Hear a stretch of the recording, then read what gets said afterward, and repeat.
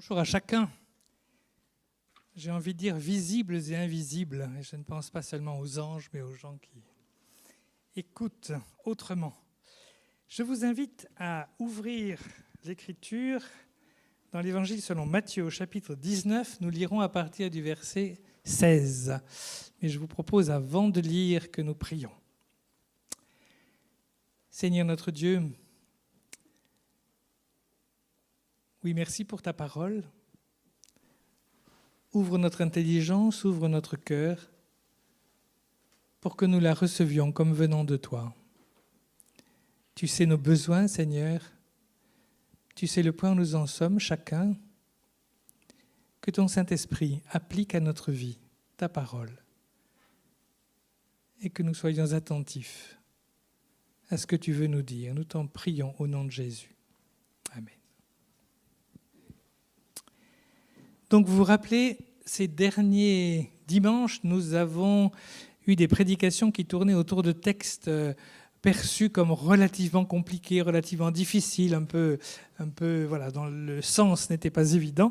Et nous continuons dans ce sens-là avec cette parabole du jeune homme riche. Un homme s'approcha et dit à Jésus, « Bon maître, que dois-je faire de bon pour avoir la vie éternelle ?» Il lui répondit, « Pourquoi m'appelles-tu bon ? Personne n'est bon si ce n'est Dieu seul. Si tu veux entrer dans la vie, respecte les commandements. » « Lesquels, lui dit-il ? Et Jésus répondit, « Tu ne commettras pas de meurtre, tu ne commettras pas d'adultère, tu ne commettras pas de vol, tu ne porteras pas de faux témoignages, honore ton père et ta mère, et tu aimeras ton prochain comme toi-même. » Le jeune homme lui dit, « J'ai respecté tous ces commandements dès ma jeunesse. Que me manque-t-il encore ?»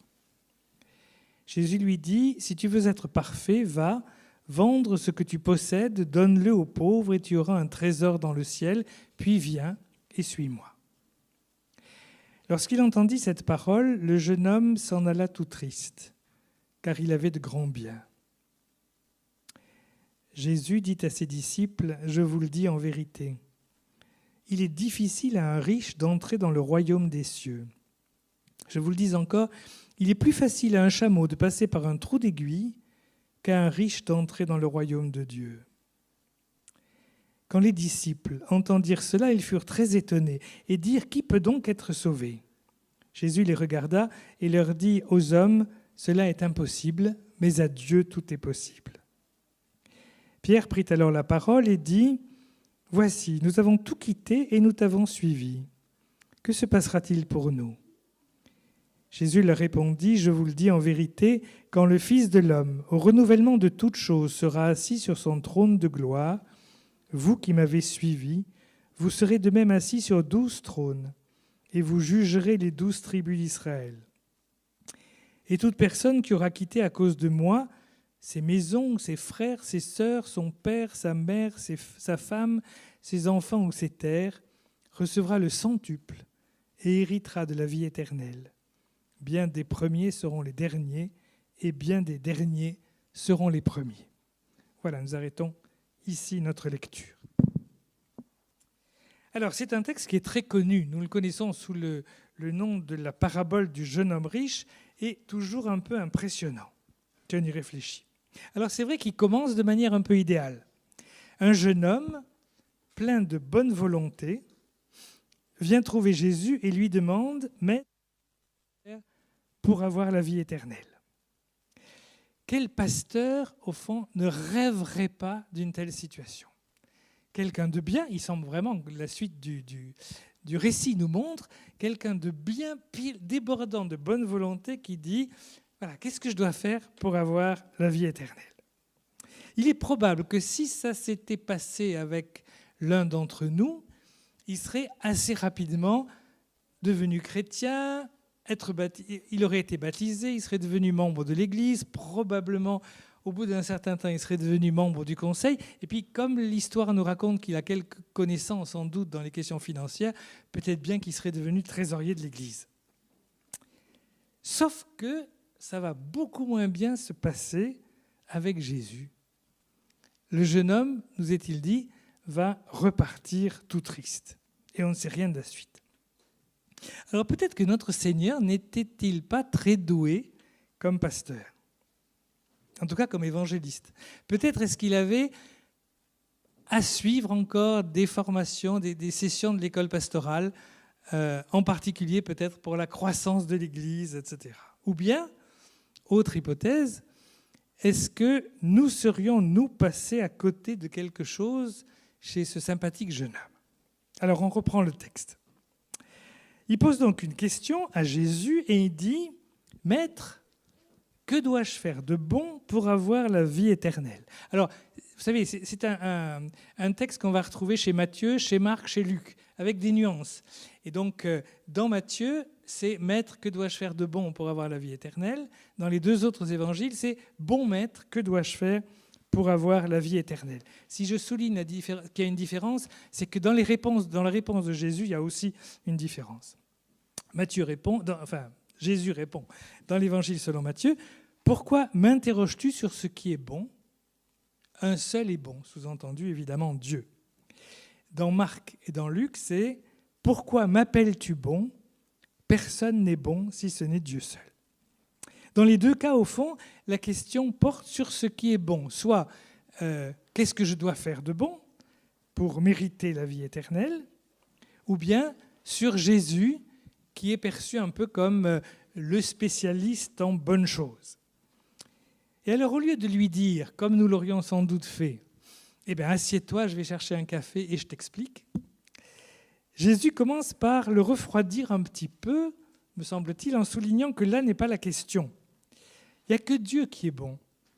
Et penser que faire des bonnes choses pourrait nous faire mériter la vie éternelle, c'est s'engager sur une fausse piste. Mais bon, Jésus continue quand même en lui donnant au fond la réponse, je pense, que n'importe quel rabbin de l'époque aurait donnée. Si tu veux entrer dans la vie, observe les commandements. Alors lesquels, demande le jeune homme? Et jeune homme sûrement très sincère, qui aimerait bien que Jésus lui donne un commandement extraordinaire, un truc pas possible à faire qui ferait qu'il mériterait enfin cette vie éternelle à laquelle il aspire très sincèrement. Et Jésus va lui répondre de la manière la plus banale possible en lui disant les 10 commandements, que je suis sûr le jeune homme connaissait par cœur, et non seulement les 10 commandements, mais simplement la deuxième partie de ces commandements, ceux qui concernent non pas la relation avec Dieu, mais la relation avec les hommes. Donc, ne pas commettre de meurtre, d'adultère, de vol, ne pas faire de faux témoignages et honorer ses parents. Ça, les 3 évangiles nous le rapportent. Et puis, Matthieu seul ajoute un autre commandement qui est aussi tiré de la loi, mais pas dans les 10 commandements. Tu aimeras ton prochain comme toi-même. Et alors, le jeune homme lui répond, encore une fois, sûrement très sincèrement, même si je pense qu'il n'a pas tout à fait compris, si c'est le cas, la portée de « tu aimeras ton prochain comme toi-même », qui quand même ouvre des portes un peu vastes. Il lui répond « j'ai gardé tous ces commandements depuis ma jeunesse ». Et il ajoute « que me manque-t-il encore ?» Parce qu'il a bien conscience que ça ne suffit pas, qu'il a soif de quelque chose de plus profond. Et si je dis qu'il est certainement sincère, ce n'est pas parce que ce jeune homme m'est sympathique particulièrement, mais c'est parce que le texte nous dit que, ayant entendu ça, Jésus, l'ayant regardé, l'aima. Alors Jésus lui répond, cette parole qui est la parole qui nous pose quelquefois un petit peu problème, « Si tu veux être parfait, eh ben va, vends ce que tu possèdes, donne-le aux pauvres, et tu auras un trésor dans le ciel, et puis viens et suis-moi. » Au fond, c'est une parole claire, une réponse claire, et d'une certaine manière, une réponse simple. Je ne sais pas combien d'entre vous l'ont mise en pratique de manière radicale. Vends ce que tu possèdes, donne-le aux pauvres, et puis suis-moi. Vous vous rappelez que dans le Sermon sur la montagne, à un moment, Jésus dit « Soyez parfaits comme votre Père céleste est parfait ». Alors, il y a dans la Bible, c'est vrai, des textes qui sont compliqués parce qu'on ne sait pas très bien ce qu'ils veulent dire, on ne comprend pas très bien ce qu'ils veulent dire. Celui-là, il me semble qu'il est plutôt gênant dans sa simplicité. C'est-à-dire que les paroles ne sont pas très difficiles à comprendre, c'est simplement que le choc est peut-être un peu fort. Alors bien sûr, il y a des gens qui ont mis ça en pratique de manière radicale.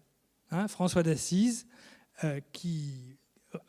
fils de riches marchands, il donne tout ce qu'il a, il abandonne tout et il suit Jésus. Ou bien, un peu avant, et à Lyon, plus près de nous, dans la géographie mais pas dans le temps, Pierre Valdo, 12e, 13e siècle, lui aussi, riche et marchand, qui vend tout ce qu'il a, qu'il donne aux pauvres et qui va annoncer l'Évangile. Mais tout le monde n'abandonne pas tout. Alors c'est vrai, les disciples immédiats de Jésus ont abandonné beaucoup de choses pour le suivre, mais dans le Nouveau Testament, il y a beaucoup de disciples, beaucoup de chrétiens qui n'abandonneront pas tout. Alors, qu'est-ce qu'il faut en penser ? Voyons déjà la réaction du jeune homme. Après avoir entendu ces paroles, le jeune homme s'en alla tout triste, car il avait de grands biens. C'est juste maintenant que nous apprenons qu'il était riche, qu'il avait de grands biens. Et sa richesse l'empêche de tout lâcher pour suivre Jésus. Ou plutôt, ce qui l'empêche, ce n'est pas la richesse, c'est son attachement à sa richesse l'empêche de suivre Jésus. Fin de l'histoire, en tout cas fin de la première partie de l'histoire. Et de ce jeune homme, nous ne saurons plus rien. Alors si vous voulez mon avis, il ne faut jamais désespérer de la grâce. Mais bon. La suite va se passer entre Jésus et ses disciples. Et c'est Jésus qui a l'air abattu un peu par le départ de ce jeune homme riche qui dit qu'il est difficile à ceux qui ont des biens d'entrer dans le royaume de Dieu. Et alors les disciples sont stupéfaits parce qu'ils réagissent comme des juifs de leur temps. Et donc un riche, c'est quand même quelqu'un qui est béni par Dieu dans cette perspective-là. Et donc il se dit, si ceux-là, ils ne peuvent pas rentrer dans le royaume de Dieu, alors qu'est-ce qui va pouvoir rentrer dans le royaume de Dieu ?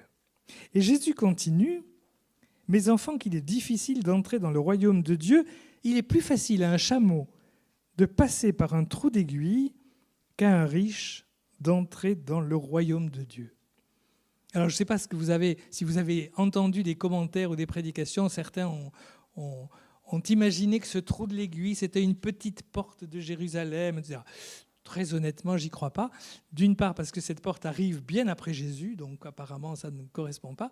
Et puis, je crois que c'est simplement l'image que Jésus veut donner. Vous imaginez un chameau, un vrai chameau, un grand chameau, grandeur nature. Vous imaginez le trou de l'aiguille, vous savez, ce truc à travers lequel les hommes sont en général incapables de faire passer ce fichu fil, etc. Eh bien, c'est aussi difficile à un riche d'entrer dans le royaume de Dieu que de faire passer un chameau, grandeur nature, par le trou de l'aiguille, elle aussi, grandeur nature.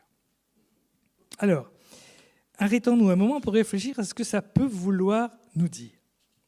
Et rassurez-vous, je ne vais pas vous demander de sortir vos chéquiers en tirant des conséquences extraordinaires. Manifestement, ce jeune homme, il avait un vrai désir de s'approcher davantage de Dieu. Et sa demande à Jésus, encore une fois, était sincère. Pourtant, son attachement à sa richesse, à sa fortune, à ses biens matériels, était tellement plus fort que son désir de suivre Jésus qu'il nous est dit qu'il est reparti tout triste. Et Jésus insiste et souligne que la richesse est un attachement essentiel, même si nous savons bien que ce n'est pas le seul, mais c'est celui dont il est question là. Qu'est-ce qui me retient ? À quoi est-ce que je suis attaché qui m'empêche d'être complètement disponible pour Jésus ? Je pense que les réponses que nous pourrions donner seraient sûrement extrêmement diverses. Et pour être honnête, je crois que les réponses que nous pourrions donner ne seraient probablement pas toutes extrêmement lucides. Parce que nous nous cachons bien des choses à nous-mêmes. Nous en cachons un certain nombre, je pense, aux autres, mais nous imaginons bien des choses aussi sur nous-mêmes. En tout cas, dans le cas de notre jeune homme, Jésus a mis le doigt là où ça faisait mal, là où il fallait, et nous, je pense, nous n'aurions sans doute pas vu grand-chose. Alors les disciples réagissent en disant « Mais alors, qui peut être sauvé ?» Ils comprennent bien que ce n'est pas uniquement une question de très riche, mais que ça correspond un peu à tout le monde. Ça concerne, je veux dire, tout le monde. C'est que ça semble devenir tellement difficile. Et Jésus va les regarder Et Jésus va leur donner la réponse. Il va leur dire, cela est impossible aux hommes, mais non pas à Dieu, car tout est possible à Dieu. Au fond, le jeune homme riche, il est venu dans l'espoir que Jésus lui donne quelque chose de très difficile à faire pour pouvoir mériter son salut. Le chemin qu'il a suivi, c'est celui de la récompense méritée, et non pas le chemin de la grâce. Et ce chemin du mérite, ce chemin de la récompense méritée, c'est une impasse. Parce que pour mériter le salut, il faudrait être parfait et que personne ne l'est. Mais Dieu, dans son amour, peut nous sauver. Alors je sens chez certains d'entre vous un gros soulagement qui commence à arriver. Il n'est plus question de fortune, plus question d'argent. Ouf, c'est un peu plus compliqué que ça. Ne vous réjouissez pas trop vite. Si nous prenons le même texte, dans Luc au chapitre 18, le contexte va nous aider aussi à mieux comprendre ce que Jésus veut dire. Dans le même, juste avant, dans le même paragraphe, dans le même chapitre, je veux dire, il y a deux choses. Il y a d'abord la parabole du pharisien et du publicain. Vous savez, nous sommes au temple, et puis il y a un pharisien très content de lui, très content de sa fidélité, etc., et qui se glorifie de ses œuvres en disant « Seigneur, je te rends grâce, je ne suis pas comme les autres, mais je suis quelqu'un de très bien. » Et puis juste à côté, vous avez un collecteur d'impôts.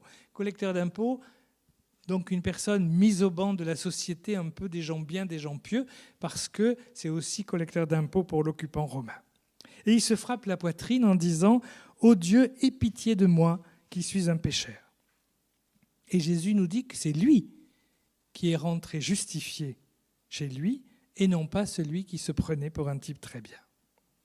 Et puis juste après, Jésus va parler des enfants.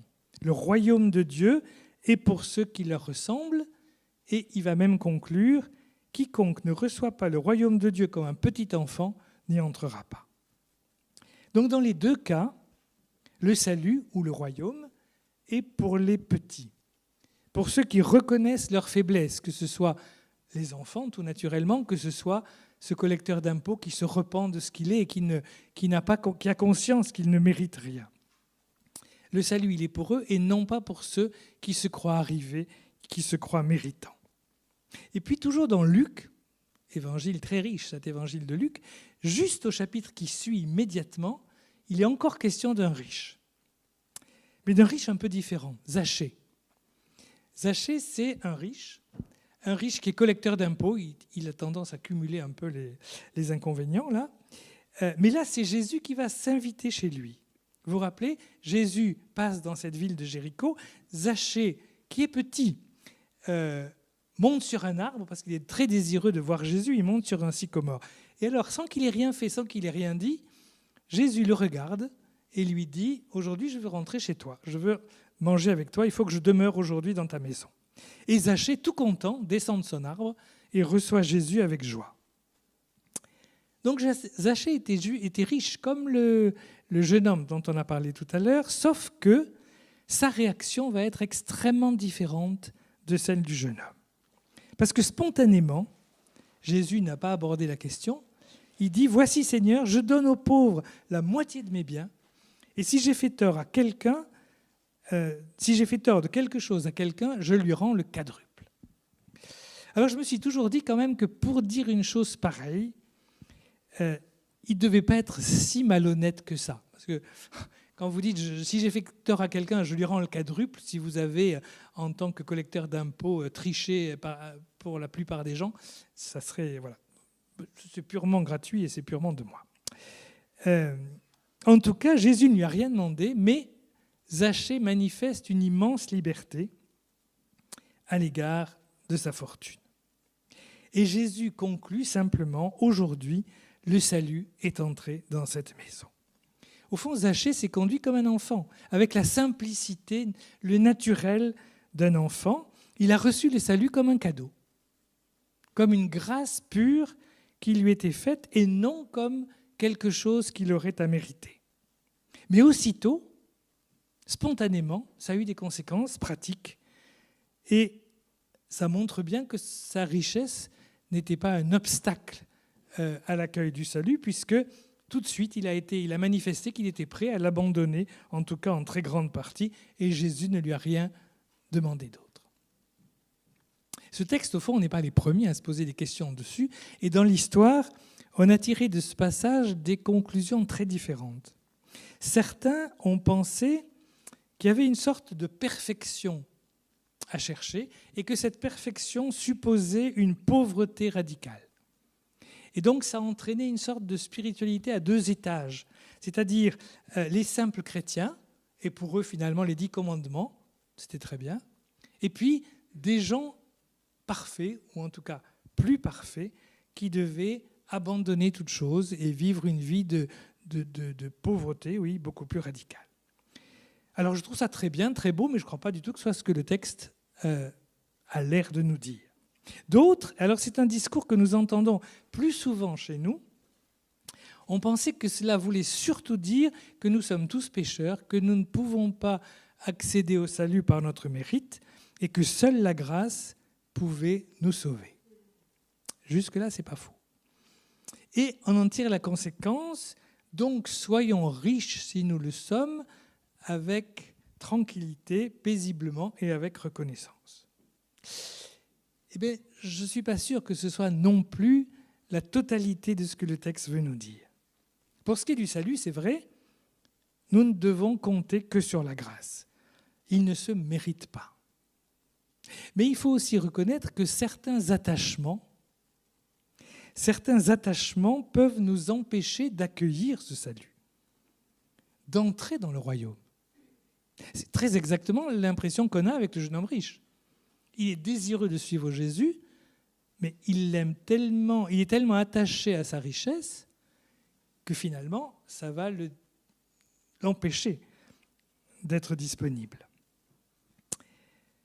D'autre part, nous ne devons pas oublier qu'entrer dans le royaume, ou devenir chrétien, ça revient un peu au même là, n'est que le premier pas d'une longue route. Et la direction que montre la route, c'est de devenir semblable au Christ. Et pour cela, il nous faut nous libérer de ce qui nous retient. C'est pour ça que Jésus dit souvent « Quiconque ne renonce pas à tout ce qu'il possède ne peut être mon disciple » ou « Quiconque même ne renonce pas à lui-même ne peut être mon disciple ». Je ne sais pas si vous vous rappelez la prédication de dimanche dernier.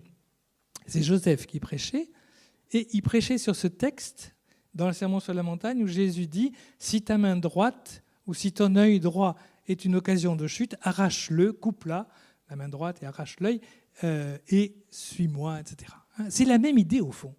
C'est cette idée, nous avons tous des attachements variés qui nous empêchent de suivre Jésus. Et ce que Jésus nous demande, c'est de renoncer à ces attaches et de le faire de manière radicale. Et pour ça, il faut nous libérer justement de ce qui nous retient. Alors oui, nous pouvons avoir des biens. Et Zachée, je pense qu'après avoir donné la moitié de ses biens, il lui en reste quand même pas mal. Mais comme le dit Paul en parlant d'autre chose, dans la première épître aux Corinthiens, comme n'en ayant pas, sans que ces biens nous empêchent de quoi que ce soit. Et le meilleur moyen de montrer que nous ne sommes pas attachés à la richesse, soyons honnêtes, c'est notre capacité à nous en défaire, comme Zachée.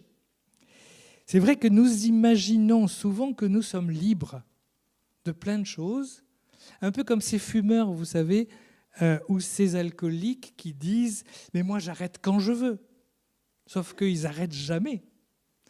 Parce que s'ils voulaient arrêter, en fait, ils ne pourraient pas parce qu'ils sont dépendants. Alors voilà, en cette période de carême, il me semble que c'est un excellent exercice. 2 choses.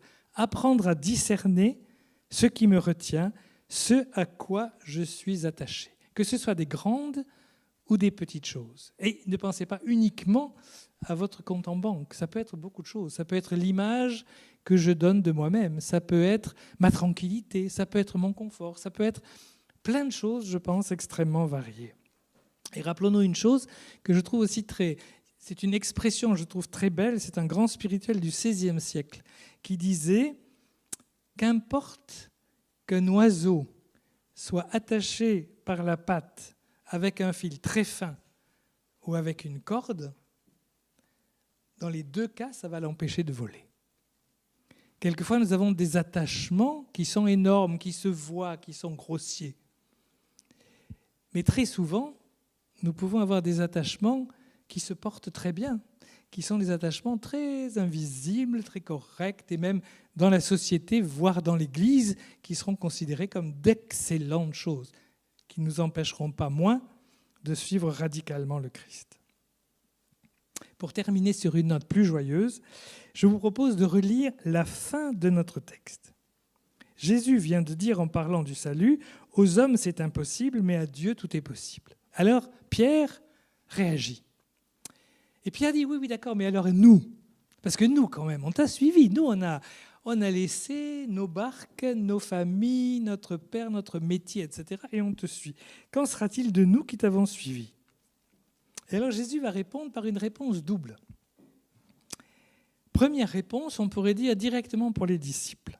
Lorsque le Fils de l'homme reviendra dans sa gloire, vous serez assis sur 12 trônes et vous jugerez les 12 tribus d'Israël. Je me suis souvent demandé pourquoi cette histoire de jugement des 12 tribus d'Israël. Et je pense que le mot « juger » peut être pris aussi dans le sens de gouverner. Vous savez, quand vous lisez le livre des juges, les personnes qui sont là, ce n'est pas des gens qui sont des juges au sens d'un tribunal, mais ce sont des gens qui sont les gouvernants, les chefs du peuple. Donc, je crois que c'est aussi cette idée, peut-être juger, mais aussi vous gouvernerez les tribus d'Israël. Et puis, ensuite, de manière plus générale, et qui peut, je pense, nous concerner chacun d'entre nous, et là, je choisis de lire dans Marc, parce que le passage est plus développé, Jésus répond ceci, « Il n'est personne qui ait quitté à cause de moi et de l'Évangile, maison, frères, sœurs, mères, pères, enfants ou terres, et qui ne reçoive au centuple, présentement, dans ce temps-ci, des maisons, des frères, des sœurs, des mères, des enfants et des terres, avec des persécutions, et dans le siècle à venir, la vie éternelle. » Il ne s'agit pas donc d'abandonner ou de renoncer à quelque chose pour se faire souffrir par masochisme, qui sera encore une manière de revenir dans la question du mérite. La promesse de Jésus, c'est que celui qui abandonne quelque chose va le retrouver au centuple. Il va le retrouver au centuple déjà sur cette terre, dans cette vie. Tout à l'heure, dans le témoignage que nous avons entendu, il nous a été dit que notre frère avait trouvé ici une famille. Mais nous trouvons des familles réellement, je pense, en devenant chrétiens. Et il y a bien d'autres choses que le Seigneur nous donne. Alors il ajoute, alors sans même parler du monde à venir, déjà sur cette terre. Et il ajoute évidemment, avec les risques que cela peut comporter, que la fidélité au Christ peut comporter. Et ça fait penser, vous savez, à ces paraboles du royaume où quelqu'un va trouver un trésor dans un champ. Alors ce qu'il va faire, c'est tout vendre. Il abandonne tout ce qu'il a pour pouvoir acheter le champ. Ou bien, même chose avec le marchand qui trouve une perle extraordinaire. Nous sommes invités à renoncer à tout ce que nous savons parce que ce que le Seigneur veut nous donner, c'est bien plus que ce que nous avons. Le salut, et pas seulement le salut éternel, mais le salut déjà vécu aujourd'hui dans la vie chrétienne et puis le salut de la vie éternelle, c'est infiniment plus que ce que nous aurons à abandonner pour le Seigneur. Donc voilà, je vous invite à être attentif, peut-être plus attentif à ce qui nous retient, ce qui vous retient, en sachant que ça peut être des choses extrêmement variées, et puis confiant dans cette possibilité d'abandonner ces choses entre les mains de Dieu pour pouvoir recevoir ce que le Seigneur voudra nous donner. Je vous invite à un petit moment de prière. Seigneur, tu nous connais, tu sais tout de nous. Tu sais notre désir, notre zèle. Tu sais aussi ce qui nous freine. Tu sais ce qui nous retient quelquefois de te suivre totalement. Pardonne-nous, Seigneur. Donne-nous le discernement nécessaire pour savoir ce que nous avons à abandonner dans nos possessions, dans notre manière d'être, ou quelque chose de beaucoup plus profondément enraciné dans notre cœur. Laisse-nous te faire de la place, Seigneur, pour que ton Saint-Esprit puisse prendre en nous toute la place nécessaire afin qu'il nous transforme et nous fasse devenir l'homme, la femme que tu as conçu, que tu as créé, que tu veux, à l'image de ton Fils, pleinement nous-mêmes, sans toutes les aliénations qui nous retiennent. Nous t'en prions, Seigneur, dans le nom de Jésus.